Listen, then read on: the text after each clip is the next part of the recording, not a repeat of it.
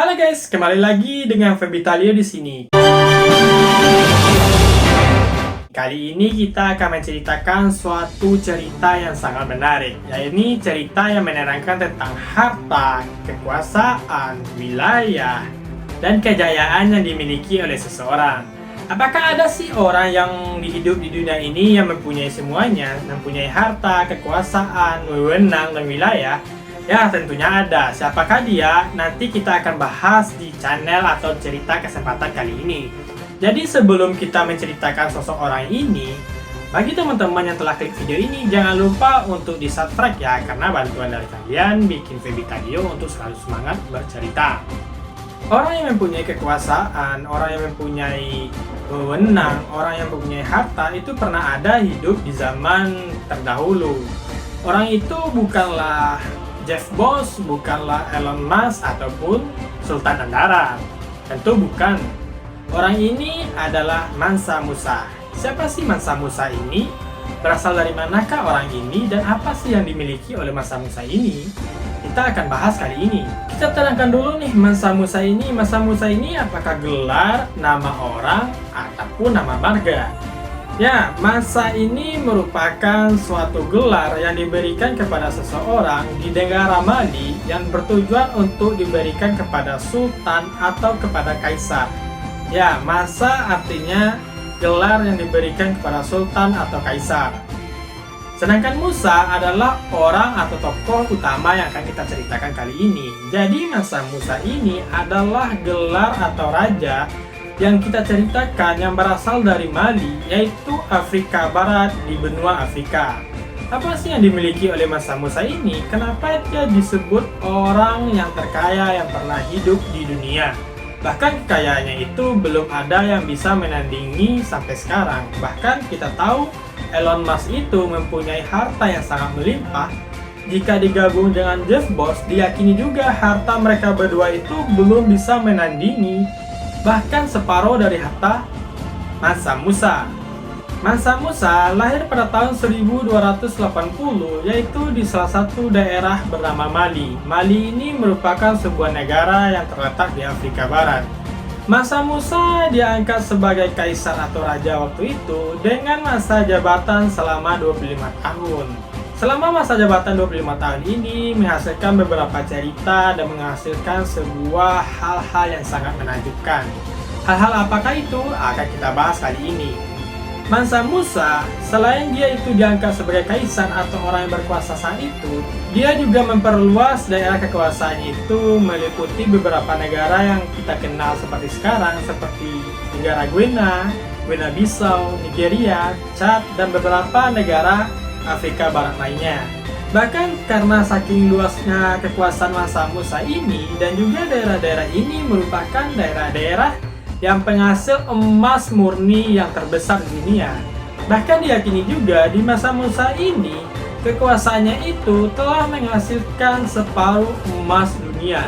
Gila nggak tuh? Separuh emas dunia ada di genggaman Mansa Musa. Luar biasa kaya nih orang. Jika banyak cerita atau film kita saksikan, jika suatu penguasa telah memiliki semuanya, harta, kekuasaan, dan wewenang, pasti penguasa itu otoriter ya.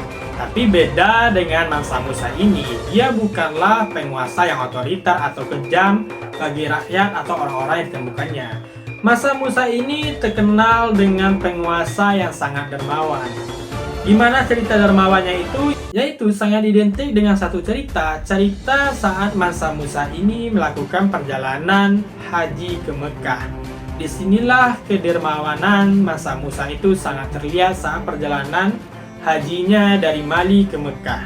Tapi cerita perjalanan Mansa Musa ini dari Mali ke Mekah untuk menunaikan haji itu menempuh jarak 4.000 mil.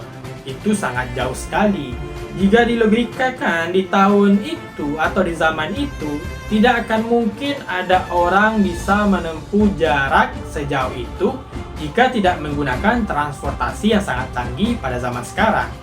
Jadi, karena Mansa Musa ini mempunyai semuanya, dia mempunyai harta, mempunyai prajurit, punya kekuasaan, punya emas, pokoknya semua wewenang yang ada yang diharapkan orang itu digenggam sama Masa Musa. Jadi saat itu dia bisa melakukan perjalanan yang sangat jauh ini, yaitu perjalanan dari Mali menuju Mekah dengan jarak 4.000 mil. Bahkan konon ceritanya perjalanan Masa Musa ini dari Mali menuju Mekah itu dengan rombongan yang sangat besar, yaitu sebanyak 60.000 orang. Pasukan yang sangat banyak yang dibawa Masa Musa ke Mekah. Dengan orang sebanyak itu tentunya mengeluarkan biaya yang sangat besar ya. Tapi itu sangat tidak berpengaruh terhadap kekayaan Masa Musa ini. Karena kita tahu sebagian emas dunia aja ada di genggamannya. Jadi dengan 60.000 orang ini, Masa Musa ini berangkat dari Mali menuju ke Madinah dan Mekah untuk menunaikan ibadah hajinya. Konon ceritanya dari 60.000 orang ini terdiri dari 1.000 petugas atau pengawal serta terdiri dari 100 unta, yang mana 100 unta ini menggendong balok-balok emas atau perhiasan-perhiasan emas yang sangat banyak di pundak unta-unta ini. Dan juga 500 budak, yang mana 500 budak ini diyakini mereka juga membawa tongkat berlapis emas, baju, serta perhiasan-perhiasan beremas itu ada di bagian-bagian badan mereka. Karena saking glamornya, saking kayanya, saking banyaknya harta yang dibawa Masa Musa di perjalanannya menuju Mekah ini, jadi perjalanannya itu tidak terasa berat. Ada cerita juga menceritakan perjalanannya itu setiap mereka berhenti, mereka selalu dihibur dengan para penghibur, karena mereka saat itu juga membawa peseni atau yang bisa menghibur mereka di perjalanan. Jadi perjalanan ini juga menceritakan tentang kedermawanan Masa Musa ini. Yang mana saat perjalanan itu, setiap Masa Musa itu melewati daerah atau singgah di beberapa daerah di perjalanan itu, dia selalu membagikan emas yang dibawanya kepada fakir miskin atau kepada orang-orang yang ditemuinya. Bahkan karena saking banyaknya emas yang dibagikan di Kairo, Madinah, serta Mekah, bahkan saat itu menimbulkan inflasi yang sangat besar. Inflasi ini bertahan selama 10 tahun. Karena terlalu banyaknya edaran emas yang terjadi di 3 daerah tersebut yang mengakibatkan harga-harga barang itu melonjak sangat mahal. Bahkan catatan perjalanan kemegahan perjalanan Masa Musa ini diyakini belum ada yang bisa menandingi kemewahan perjalanan ibadah haji Masa Musa. Cerita perjalanan dan kemewahan perjalanan Masa Musa ini dicatat di catatan Atlas pada tahun 1375. Ini merupakan catatan langka yang tidak sembarangan orang atau sembarangan kisah yang bisa masuk ke catatan Atlas ini. Setelah Masa Musa menunaikan ibadah hajinya, akhirnya dia balik ke tempat atau negara asalnya, yaitu Mali. Saat dia berada di Mekah itu, dia juga mempelajari tentang kemajuan pendidikan yang ada di Mekah, Madinah, dan Kairo tersebut. Akhirnya dia memutuskan untuk membangun daerah Mali sebagai pusat pendidikan. Jadi saat dia menuju jalan pulang atau balik ke daerahnya, dia itu mengumpulkan guru-guru yang ditemuinya di sepanjang jalan untuk diajak ke negaranya agar guru-guru itu dapat menyalurkan ilmunya kepada warga-warga atau masyarakat Mali tersebut. Jadi karena dengan kekuasaan yang dimilikinya, harta yang sangat melimpah, maka saat itu Mali merupakan jadi tempat pusat pendidikan di Afrika saat itu. Jadi bukan hanya tentang kekuasaan, daerah, harta, militer, emas yang dimiliki oleh Masa Musa, tapi saat kekuasaan Masa Musa itu, mereka juga menguasai pendidikan juga, karena pusat pendidikan juga ada di sana. Luar biasa sekali kekuasaan yang dimiliki oleh Masa Musa ini. Tapi sayangnya, saat itu kejayaan atau tahta yang dimiliki Masa Musa ini hanya bertahan 25 tahun saja.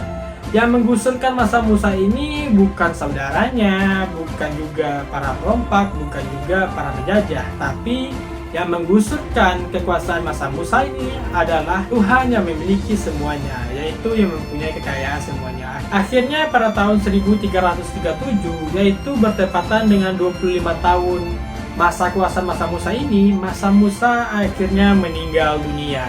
dan dia digantikan oleh putranya yaitu Masa Makhan I. Masa Makhan I ini meneruskan estafet kekuasaan dari Masa Musa ini sampai negara Mali itu dikenal sampai sekarang. Tapi karena kekuasaannya itu sudah terpecah, jadi beberapa negara seperti Afrika Selatan, Nigeria, Ghana, Chad yang kita kenal sebagai negara-negara yang ada di Afrika. Jadi setelah kita mendengar cerita tentang kemewahan, harta, tahta, kekuasaan yang dimiliki Masa Musa ini, apakah ada nggak sih sejarah atau peninggalan dari Masa Musa ini? Apakah harta atau bangunan yang dibangun di masa kejayaan Masa Musa ini? Ya, tentunya ada.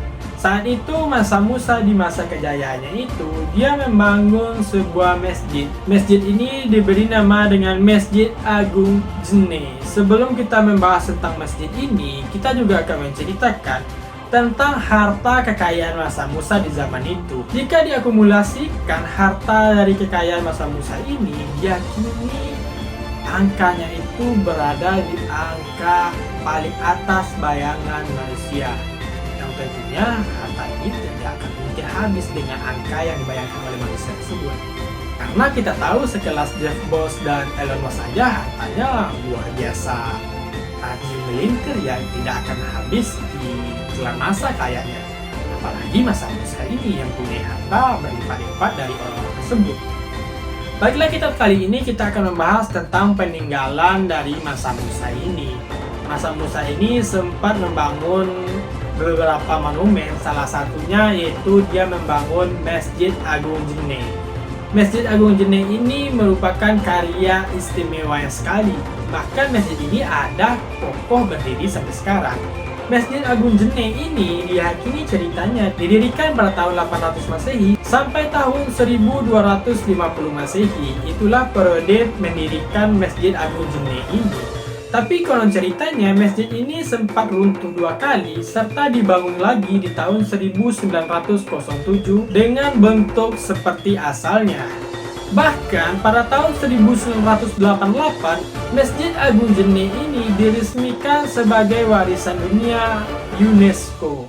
Ada identik juga dengan masjid ini karena masjid ini didirikan dari tanah lumpur yang menjadikannya sebagai bangunan dari tanah lumpur yang terbesar di dunia. Itulah peninggalan dari Masa Musa di masa kejayaannya, masa ketenarannya, masa kekuasaannya, serta kedermawannya yang terkenal di seluruh dunia. Oke guys, itulah cerita tentang kedermawanan, kekuasaan, harta, kekayaan, daerah. Bahkan sebagian dari setengah kekayaan bumi ini dimiliki oleh seseorang yang bernama Masa Musa. Dan diyakini belum ada yang bisa menandingi kekuasaan, kekayaan, harta, prajurit, pendidikan yang dimiliki oleh Masa Musa sampai sekarang ini. Karena dari cerita itu kita dapat juga menyimpulkan jika kebaikan hati kita kepada orang lain akan dibalas juga berlipat-lipat tentunya. Mungkin hal ini juga yang dilakukan oleh Sultan Andara karena kita tahu tentang kebaikannya dia ya. Karena selain dia tenang, dia juga memiliki kekayaan, dia juga terkenal membantu teman-temannya. Karena banyak cerita atau video yang kita dengar, Sultan Andara ini jika ada temannya ingin naik, maka dia akan selalu mendorong dari bawah. Akan selalu menunjang orang-orang yang ada di sekitarnya. Maka karena tentang perilakunya yang baik ini, dia selalu diberkati dengan hal-hal yang baik juga. Jadi bagi teman-teman yang telah klik atau mendengar cerita ini, jika ingin menjadi seseorang yang lebih baik juga atau orang dermawan juga, jangan lupa untuk di-subscribe channel ini ya, karena kebaikan kecil dari kalian akan memberikan dampak yang baik juga buat kalian dan tentunya bikin Febitalio untuk selalu bersemangat bercerita. Saksikan cerita selanjutnya dari Febitalio, stay tune di Febitalio. See you guys!